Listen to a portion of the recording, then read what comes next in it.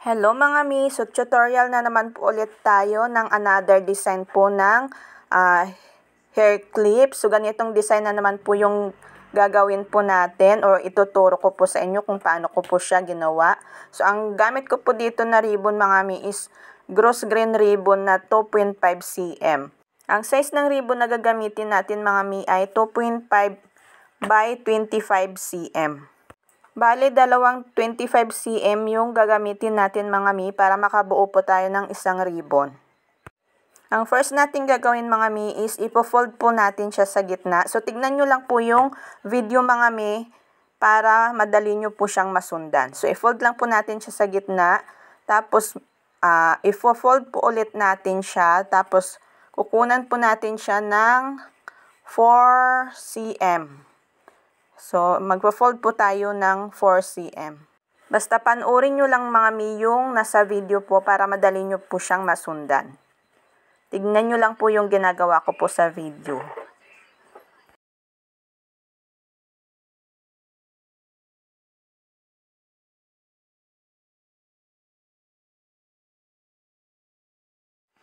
So, ganito na po yung magiging itsura niya mga mi. So, ang next po is tatahiin po natin yung dito po sa baba.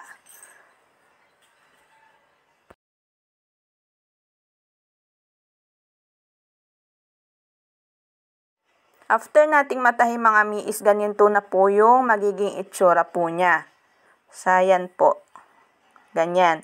So, ang next naman po nating gagawin is yung kapares po niya. Yung isa pong 25 cm na pinutol po natin kanina. So, ganun pa din po yung proseso po ng pag-fold or paggawa po natin. So, i-fold lang po natin sa gitna. Tapos, i-fold po ulit natin ng 4 cm. Kung ano po yung ginawa po natin kanina, ganun din po yung gagawin po natin sa kapares niya po. So, ipo-fold lang po natin ng ganyan. So, sundan nyo lang po mga mi kasi madali lang din naman po siyang gawin.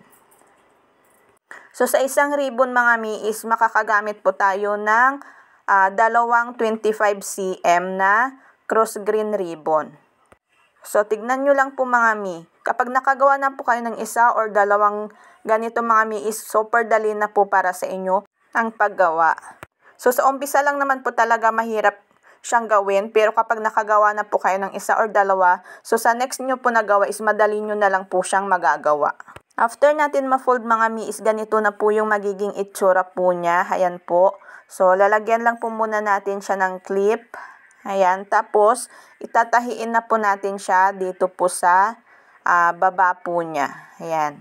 Tatahiin lang po natin yan siya. After natin matahi mga mi is ganito na po siya. So, ang next po natin gagawin is pagdidikitin na po natin siya gamit po ang glue stick. So, ito na siya mga mi. So, ang next naman po is ilalagay na po natin yung sa tali po niya or yung centerpiece po niya. So, ang gamit ko po dito mga mi ay gross grain ribbon pa din po na 1 cm. So, maglalagay po tayo ng glue stick para dumikit po siya. So, ito na po siya mga mi. So, maglalagay po ako ng pearl. Dito, yung half pearl po mga mi. So, kayo na pong bahala kung ano pong gusto nyong ilagay dyan. Pwede po yung rhinestone. Dahil pearl lang po yung available ko is yun lang po ang ilalagay ko po dito. So, yung pearl or rhinestone is nakakadagdag din po siya sa kagandahan po ng ating ginagawang mga ribbon. So, ito na po siya mga mi. So, ang next po is maglalagay na po tayo ng clip. So, alligator clip po na 4.5 cm yung gamit ko po dito na clip. So, nilagyan ko na po ng stick glue yung alligator clip ko. Tapos, sinisindihan ko po ng lighter bago ko po siya idikit po sa aking ribbon. So, ito na mga mi yung ating hair clip. So, itatry ko na po ilagay dito sa ginawa ko po na lagayan po ng hair clip. So, hindi ko alam kung anong tawag nito. Kasi wala pa akong template. So, dito ko na lang po ilalagay para makita nyo po kung gaano po siya kaganda. So, ito na po mga mi yung ating ginawang new design ng 2.5 cm na gross grain ribbon. So, ayan.